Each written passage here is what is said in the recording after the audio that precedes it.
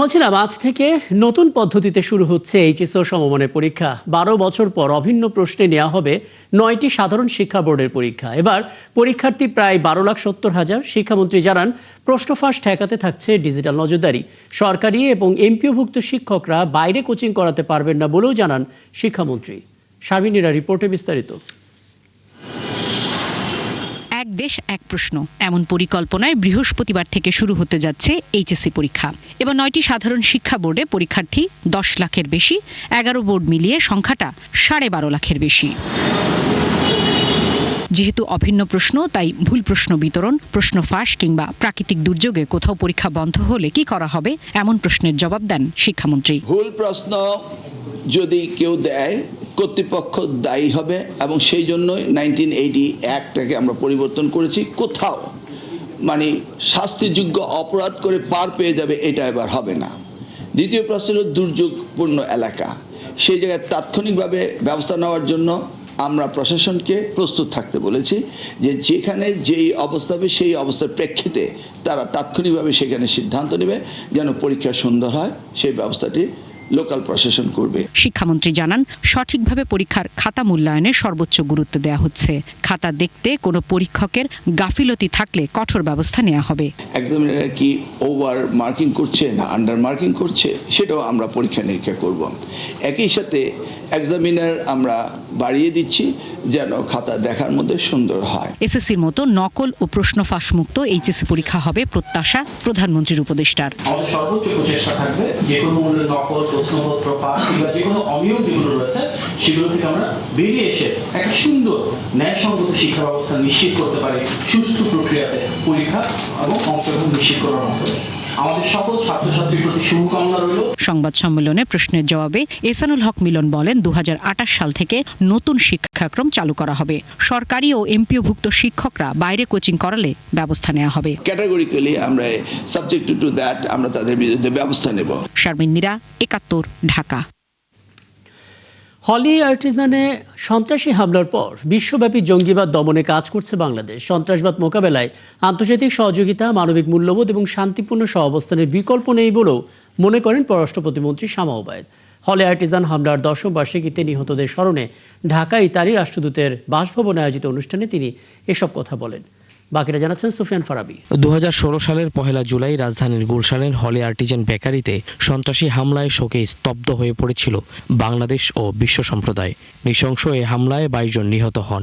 তাদের মধ্যে 9 জন ইতালির নাগরিক, 7 জন জাপানের, 1 জন ভারতের এবং নিয়ন্ত্রণে পুলিশসহ 3 বাংলাদেশি মর্মান্তিকভাবে নিহত হন।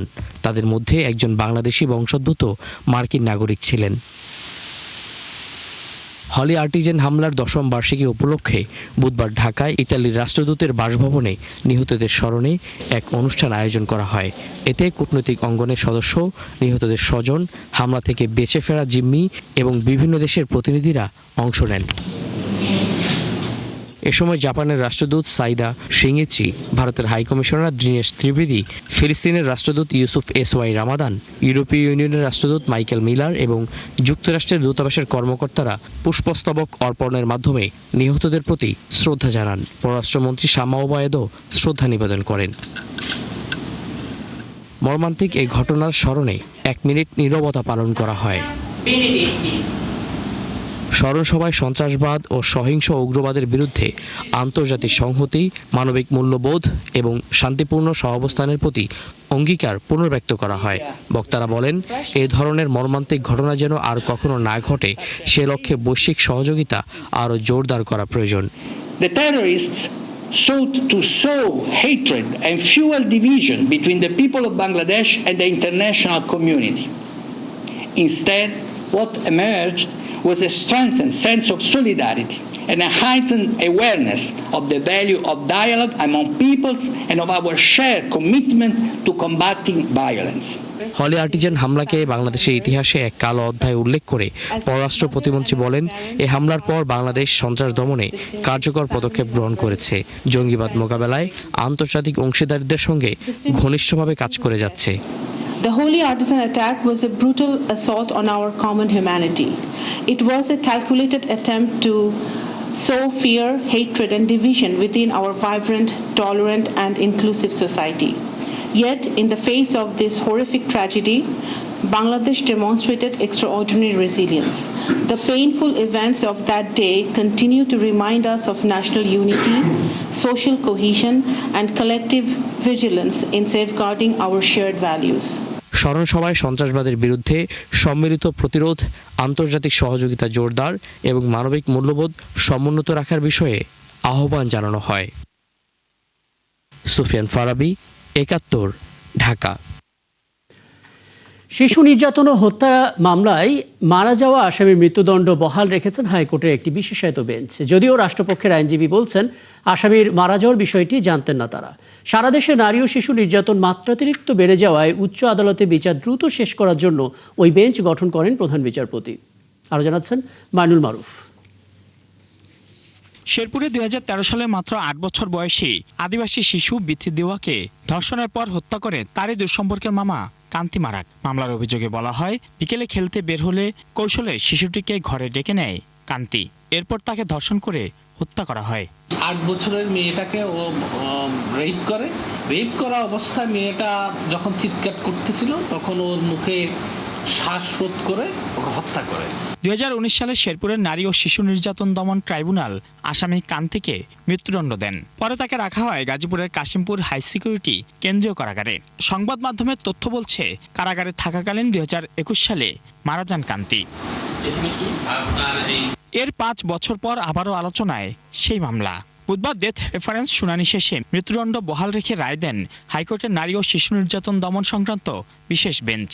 এই নৃশংসতাকে বিচার আমলে নিয়ে মাননীয় আদালত যে ট্রাইব্যুনাল, নারী ও শিশু নির্যাতন ট্রাইব্যুনাল শেরপুরের যে মৃত্যুদণ্ডাদেশ সেটাকে ওনারা অ্যাফার্ম করেন এবং আসামির মৃত্যুদণ্ডাদেশ রায় বহাল রাখেন। তবে মৃত আসামির মামলায় কিভাবে শুনানি হলো এ নিয়ে পরে জানতে চাইলে রাষ্ট্রপক্ষের আইনজীবী জানান, আসামির মৃত্যুর খবর কেউ জানায়নি তাদের।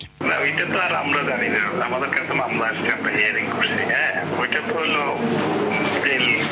ওইখান থেকে তো কোনো রিপোর্ট দিলে দেয় নাই তো। কোড অফ ক্রিমিনাল প্রসিডিউর ১৯৯৮ অনুযায়ী অভিযুক্ত ব্যক্তি মারা গেলে তার বিরুদ্ধে ফৌজদারি কার্যক্রম সাধারণত আর চালানো হয় না। বিশেষ করে আপিলের ক্ষেত্রে ধারা ৪৩১ অনুযায়ী অভিযুক্তের মৃত্যুর ফলে আপিলের কার্যক্রম শেষ হয়ে যায়। মাইনুল মারুফ, ৭১, ঢাকা। দেশে সংকটাপন্ন সব রোগী চিকিৎসা সেবা নিশ্চিত করার আহ্বান জানিয়েছেন জিয়াউর রহমান ফাউন্ডেশনের vice president doctor Zubaida Rahman. ভবিষ্যতে আর কোনো মানুষ যেন জরুরি সেবার অভাবে মারা না যায় সে লক্ষ্যে সরকার সহ সংশ্লিষ্ট সবাইকে একসঙ্গে কাজ করার আহ্বান জানান তিনি। এ সময় সাধারণ মানুষের কথা চিন্তা করে বিএনপি স্বাস্থ্য খাতে দ্বিতীয় সর্বোচ্চ বাজেট বরাদ্দ দিয়েছে বলে জানান সমাজ কল্যাণমন্ত্রী ডাক্তার জাহিদ হোসেন। মাহিলা ইসলামের রিপোর্টে বিস্তারিত। Bangladesh society of critical care medicine আয়োজিত জাতীয় কনফারেন্স অনুষ্ঠিত হয়েছে রাজধানীর একটি হোটেলে। অনুষ্ঠানে অংশ নেন দেশের বিভিন্ন প্রান্তের চিকিৎসক সহ সরকারের ২ মন্ত্রণালয়ের মন্ত্রীরা। অনুষ্ঠানে সমাজ কল্যাণ মন্ত্রী ডাক্তার জাহিদ হোসেন বলেন, বিএনপি সরকার মানুষের কথা চিন্তা করে স্বাস্থ্য খাতে দ্বিতীয় সর্বোচ্চ বাজেট বরাদ্দ দিয়েছে। এবারের বাজেটের দিকে তাকিয়ে দেখেন, this is the first time ever in the history of Bangladesh, ৫৬ বছরের ইতিহাসে সেকেন্ড লার্জেস্ট বাজেট পেয়েছে ministry of health and family welfare. অর্থাৎ মানুষের কল্যাণকে গুরুত্ব দেয় যে দল, সেটি হচ্ছে বিএনপি। আর স্বাস্থ্যমন্ত্রী সর্দার সাখাওয়াত হোসেন বলেন, চিকিৎসকদের মধ্যে রোগীদের প্রতি জবাবদিহি নিশ্চিত না হলে হাজার কোটি টাকা বরাদ্দেও কাঙ্ক্ষিত ফল মিলবে না। যতক্ষণ না পর্যন্ত আপনারা ডাক্তাররা আপনাদের এথিক্সটাকে আল্লাহর পরে রোগীর কাছে আপনাদের সুন্দর ব্যবহারকে আপনারা সঠিকভাবে দায়িত্ব পালনে নিহিত না করবেন, ততক্ষণ পর্যন্ত হাজার হাজার লক্ষ কোটি টাকা খরচ করেও আমাদের এই বিশাল জনগোষ্ঠীর কোনো উপকারে আমরা আসতে পারবো না। চিকিৎসা সেবা যাতে জনগণের দোরগোড়ায় পৌঁছে যায় সেজন্য সবাইকে আন্তরিকতার সঙ্গে কাজ করার আহ্বান জানান জিয়াউর রহমান ফাউন্ডেশনের vice president doctor Zubaida Rahman. বিগত বছরের অবহেলায় বাংলাদেশি ক্রিটিক্যাল কেয়ার ফ্যাসিলিটির এক ভয়াবহ চিত্র। প্রতি ১ লক্ষ দেশবাসীর জন্য ক্রিটিক্যাল কেয়ার বেডের সংখ্যা ১.৭। ৬৮ থেকে ৭০% দেশবাসী বাস করে গ্রামাঞ্চলে। তাহলে তারা কিভাবে ক্রিটিক্যাল কেয়ারের মতো সেবা পাবে? সরকারের সঙ্গে সমন্বয়ের মাধ্যমে চিকিৎসকদের মানবিক ও দায়িত্বশীল ভূমিকা পালনেরও আহ্বান জানান তিনি। আমরা সংকল্প গ্রহণ করলে আর কোনো দেশবাসী তার গুরুতর শারীরিক অবস্থার সময় বিনা চিকিৎসায় মৃত্যুবরণ করবে না। মাহিলা ইসলাম, ৭১, ঢাকা। রিজার্ভ চুরি, এসালমের অর্থ লোপাট সহ আওয়ামী লীগ সরকারের ১৫ বছরের শাসনামলে ব্যাংক খাত ধ্বংসের অভিযোগের নথিপত্র চেয়ে বাংলাদেশ ব্যাংকে চিঠি দিয়েছে দুর্নীতি দমন কমিশন। এ সমস্ত অভিযোগের তীর সাবেক ৩ গভর্নর আতিউর রহমান, ফজলে কবির এবং আব্দুর রউফ তালুকদারের দিকে। এরই মধ্যে বেশ কিছু নথি হাতেও পেয়েছে দুদক। ইমতিয়াজ সনির প্রতিবেদনে বিস্তারিত। ক্ষমতাচ্যুত আওয়ামী লীগ সরকারের আমলে রিজার্ভ চুরি, হলমার্ক, বেসিক ব্যাংক ও এসালম গ্রুপের ঋণ জালিয়াতি সহ নানা লুটপাটে ধ্বংসের মুখে পড়ে ব্যাংকিং খাত। এসব জালিয়াতিতে খোদ কেন্দ্রীয় ব্যাংকের সাবেক গভর্নর সহ ঊর্ধ্বতন কর্মকর্তাদের জড়িত থাকার অভিযোগ রয়েছে দুর্নীতি দমন কমিশনের কাছে। 2024 সালের 5ই আগস্টের পর এসব বিষয়ে অনুসন্ধানে নামে দুদক। একক গ্রাহকের ঋণ সীমা লঙ্ঘন করে অতিরিক্ত অর্থ ছাড়, এসালমের নিয়ন্ত্রণাধীন ব্যাংকগুলোকে টাকা ছাপিয়ে নগদ সহায়তা এবং বিশেষ আর্থিক প্রণোদনার নামে বেআইনি ঋণ সুবিধাসহ নানা দুর্নীতির প্রাথমিক তথ্য পায় সংস্থাটি। সাবেক গভর্নর জনাব আব্দুর রউফ তালুকদারের সময়ে এসালম গ্রুপের মালিকানাধীন কয়েকটি ব্যাংকে টাকা ছাপিয়ে নগদ সহায়তা করার অনুমোদন বা নোটসের সত্যায়িত ফটোকপি।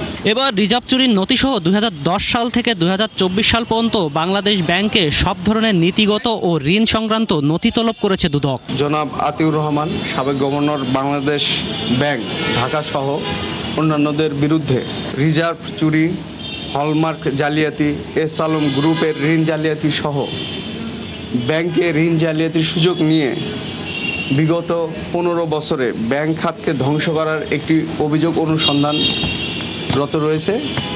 এই সুষ্ঠু অনুসন্ধানের স্বার্থে অনুসন্ধানকারী কর্মকর্তা বাংলাদেশ ব্যাংক থেকে তথ্যপাত্র চেয়ে একটি পত্র প্রেরণ করেছে। এই পত্র বাংলাদেশ ব্যাংকের গভর্নর বরাবর প্রেরণ করা হয়েছে। এসব নথির তথ্য যাচাই বাছাই করে পরবর্তী আইনি পদক্ষেপ নেওয়া হবে বলেও জানান তিনি। সেগুলো যাচাই বাছাই করবেন, মিলিয়ে দেখবেন উনি যা চেয়েছেন তা পেয়েছেন কিনা।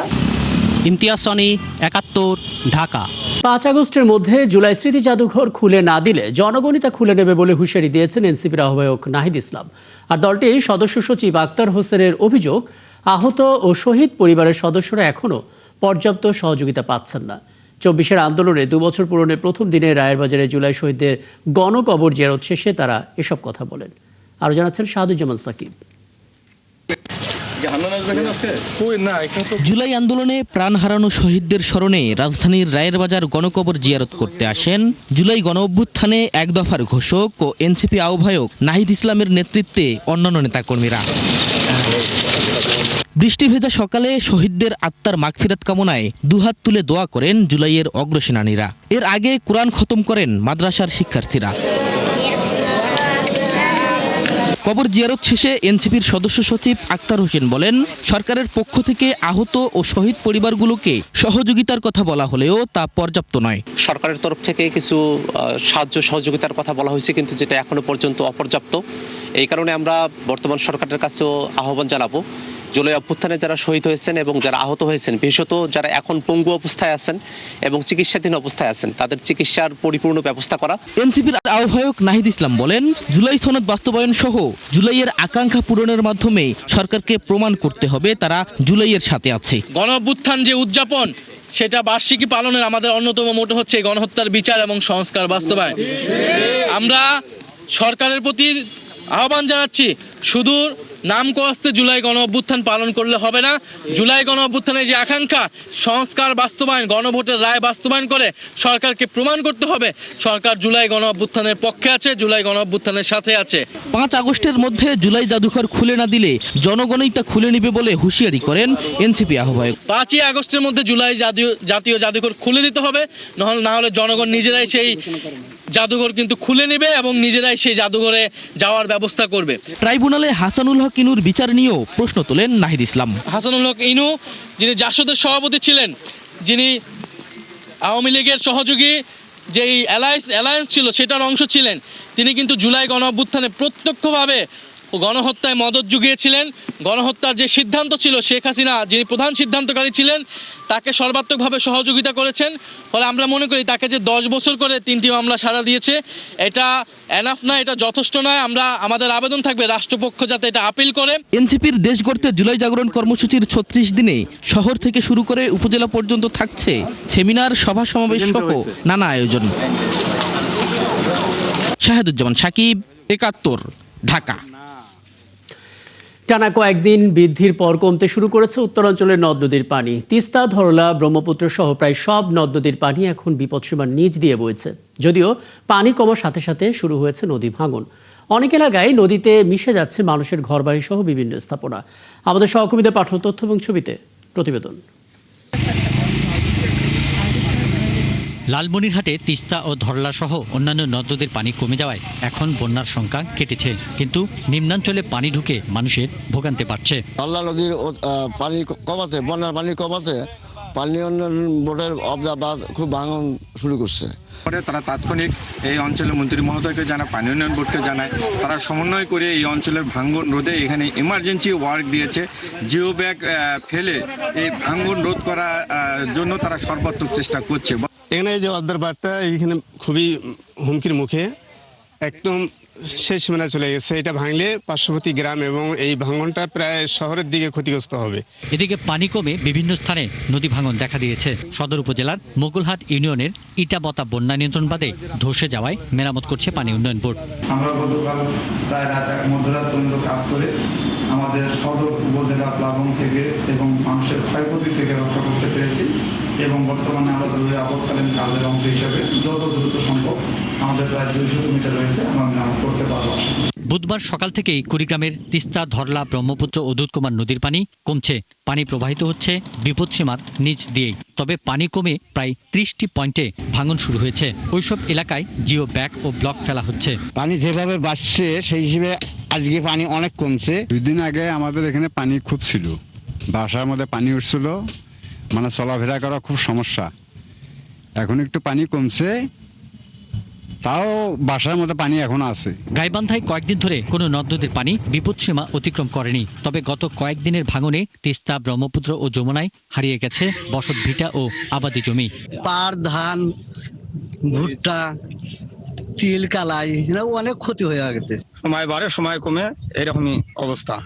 ঠিক আছে, এলাকা ভাঙতেছে অনেক। নদীর পানি বৃদ্ধি সহ সার্বিক বন্যা পরিস্থিতি পর্যবেক্ষণে রাখার কথা জানিয়েছে পানি উন্নয়ন বোর্ড এবং বন্যা পূর্বাভাস ও সতর্কীকরণ কেন্দ্র। পিন্টু হাজং, 71। চলছে সংবাদ সংযোগ। সরাসরি সংবাদ অনুষ্ঠান দেখতে চোখ রাখুন 71 ফেসবুক পেজ এবং সাবস্ক্রাইব করুন 71 ইউটিউব চ্যানেল। থাকুন 71 সাথে।